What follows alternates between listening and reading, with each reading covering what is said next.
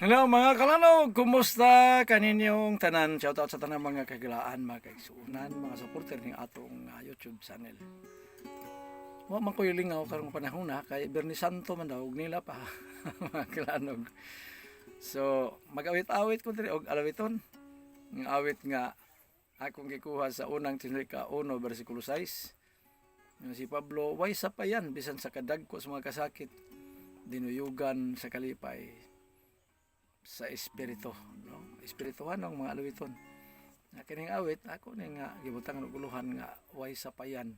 Sa bisan unsa mang mapag-antos sa makang Kristo nga nag-antos sa Kalbaryo sa krus tungod og alang sa atong kaluwasan. Busa kita mo antos pod kay ingon man ang 14 dosis pinadayag ani-ani ning agdas pag kami nantoson sa mga balaan sa mga nagbantay sa kasugoan sa Dios ug sa tinuohan ni Jesus. Muna naman tayo mga pag-antos mga kalanog. Di nato na igsapayan.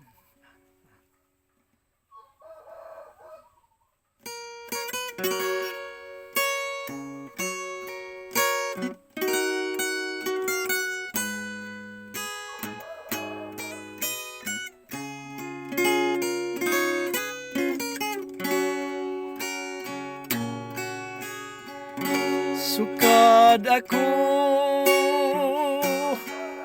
mialagad kanimo, dagko nga pagsulay karon ang gipas-an ko, tungod kini sa gugma kanimo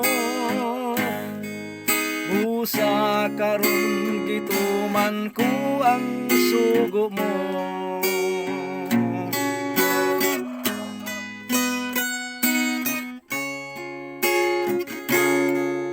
Ang saad mo kinilauman ko, mga kasakit ko karon nakita mo. Mahanaw na unya ang tanang kagulanan, lunlon kalipay way katapusan, way sapayan kung ako magantos man hining kalibutan. Ang pagsulay ang tuson ta lamang, ang mga sadya kinilauman ta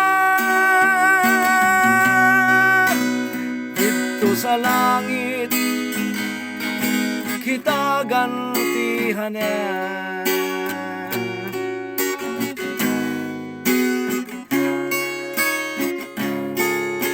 Lahutay lang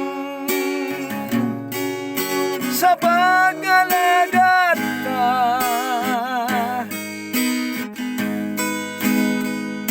mga kasakit nga karon giantos ta,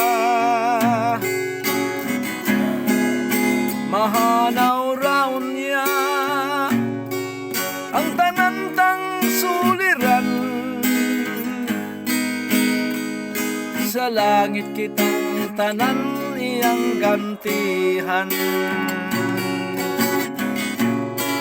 Way sapayan kung ako magantos man hining kalibutan, ang pagsulay ang pusong ta lamang, ang mga sadya kinilauman ta dito sa langit kita gantihan niya.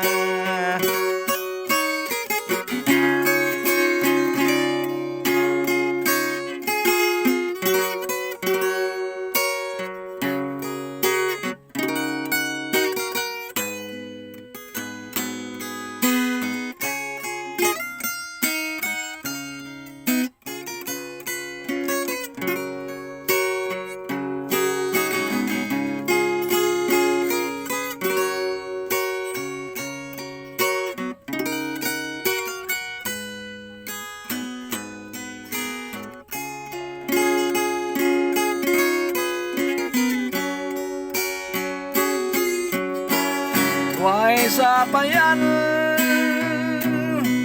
kung ako magantos man nining kalibutan.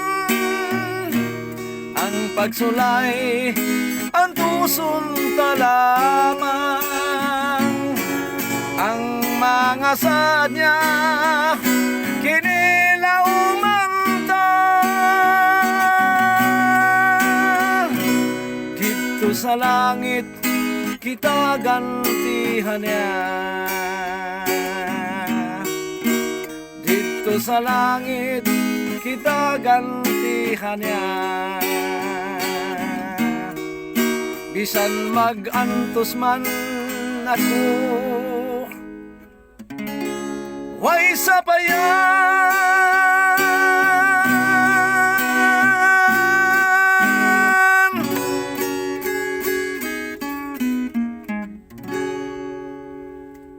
Bye-bye, God bless.